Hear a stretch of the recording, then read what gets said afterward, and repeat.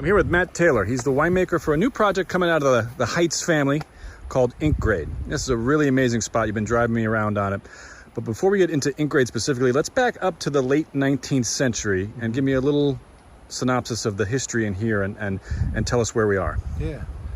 So we're actually, right now, we're probably sitting at about 1,500 feet on Howell Mountain. And basically, as I understand it, in the mid-19th century, phylloxera was dominating down on what was predominantly planted in Napa Valley on the floor. And the myth, if you will, the understanding at the time was that by coming up into mountain terrain, you could escape phylloxera and plant up in these kind of red soils, these tufa volcanic soils up here, and that you would escape phylloxera in doing so.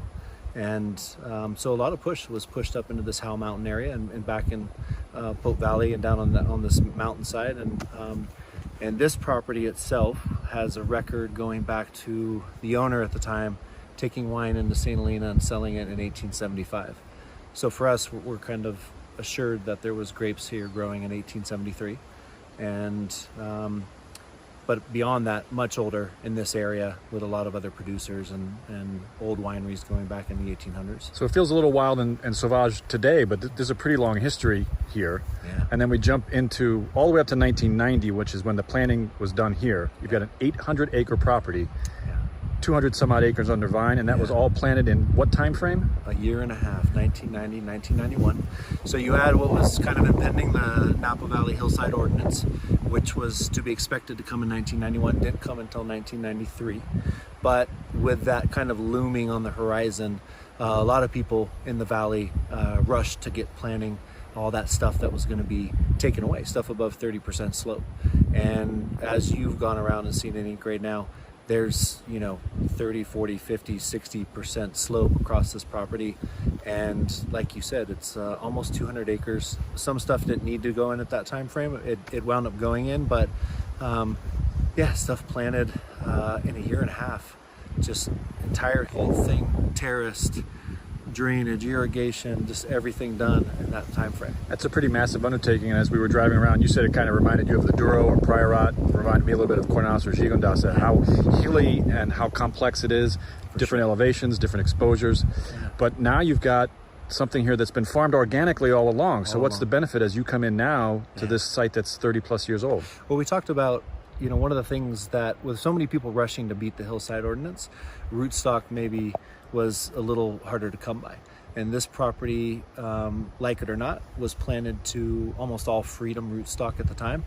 And I would hate to be dealing with Freedom rootstock in the first 10, 15, maybe even 20 years. But this property going in on this volcanic tufa, it really has kind of superseded that now. It's really come into a rhythm and kind of been able to not be so vigorous and drop way down. I think that in a year like this, 2021, where there's not a lot of water and we're struggling, you're looking around, this is very, very dry farmed and deficit irrigation in spots, and that Freedom rootstock is really helping us in a year like this. And then on top of that, something that coming into work with a vineyard that's 30 years old on Howell Mountain, that can be, as you can see with these vines here, it's just not an opportunity that you get in ever.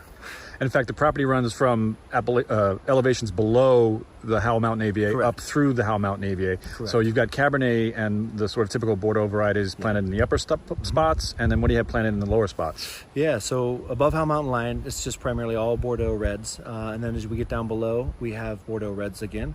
We have some Sauvignon Blanc. We're planting some other whites. And then we also have Zinfandel planted quite a bit throughout the property.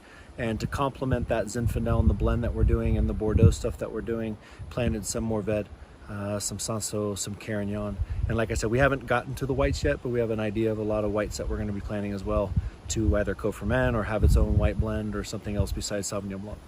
Now, Heitz has owned this property all along, so the fruit was in the Heitz operation, but it wasn't being pulled out separately. It was only until recently where Brittany, who's the winemaker there, and Carlton, who's now taken over, and you have started to say, well, this has its own identity. Yeah. So what's the plan going forward? Yeah, so the Heitz, we're pulling out fruit from this property for the Heitz brand. Very, very little, primarily selling the majority of the fruit here. And when Carlton and such came into this property, they were tasting the stuff that was made that was going to be used to blend in with Heitz. And in such doing, they kind of were taken aback. So much that in 2019, before I came on board, they brought in a lot more fruit. They brought in some Merlot, they brought in other blocks of Cab, they brought in Zinfandel, they brought in other things to try. And I think we're just blown away and knew that at that point, Ink Grade needed to be its own entity and its own project and kind of live as Ink Grade. And so the first bottlings from Ink Grade under that label will be from which vintage? 2017. 2017, they're going to hit the market soon. Very soon. Matt Taylor, thanks for showing us the Ink Grade property. Thanks, James.